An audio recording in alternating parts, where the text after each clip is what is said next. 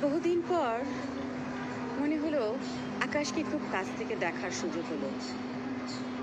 সেই শৈশবে আব্বা আমাদের সন্ধ্যার পরে নামাজ পড়ে এসে বাড়ির উঠানের সাথে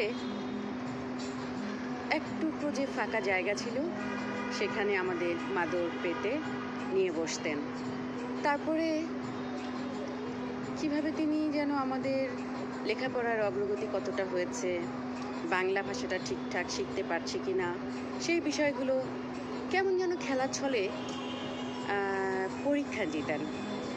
বাবা জিজ্ঞেস করতেন, বলো তো কোথায় স্বর্গ কোথায় নরক, কে বলে তা বহুদূর, মানুষের মাঝে স্বর্গ নরক, মানুষেতে সুরাসুর।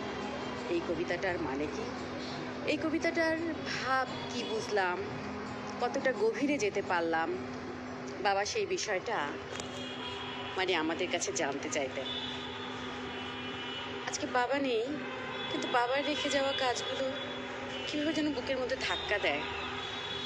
আসলে আমাদের এই কর্মব্যস্ত জীবনে, এই ব্যস্ততার মধ্যে শৈশবের স্মৃতিগুলো যখন মনে করি, আমি ভাবি নির্ঘাত সত্যি আমরা অনেক ভাগ্যবান। আমরা বাবার সাহচর্য পেয়েছি।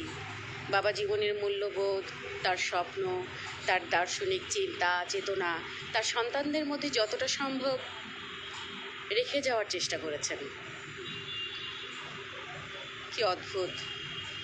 আসলে বাবাহীন পৃথিবীটা অনেক কষ্টের। সবসময় বাবার কথাই মনে হয়। বাবা আর একটা কাজ করতেন। সন্ধ্যার আকাশে যে খণ্ড খণ্ড বিক্ষিপ্ত বিচ্ছিন্নভাবে কোথাও সেই জিজ্ঞাসা চিহ্নের মতো একতাল নক্ষত্রের মেলা বসত, সেগুলোও কিন্তু চেনাতেন। ঠিক সেভাবেই কিন্তু বাবার কাছে প্রথম দেখেছিলাম, বাবার হাত ধরে জেনেছিলাম আকাশে, সন্ধ্যার আকাশে সেই জিজ্ঞাসা চিহ্নের মতো এক ধরনের নক্ষত্রের যে নকশা আকারে নক্ষত্রের মেলা বসত, তাদের মধ্যেই ছিল কালপুরুষ। কি অদ্ভুত! সেই যে নক্ষত্রের সাথে পরিচয়, সেই যে আকাশের সাথে মিতালি আমাদের শৈশবে বাবার হাত ধরে। আসলে আমাদের শৈশবগুলো ছিল অসাধারণ অসাধারণ।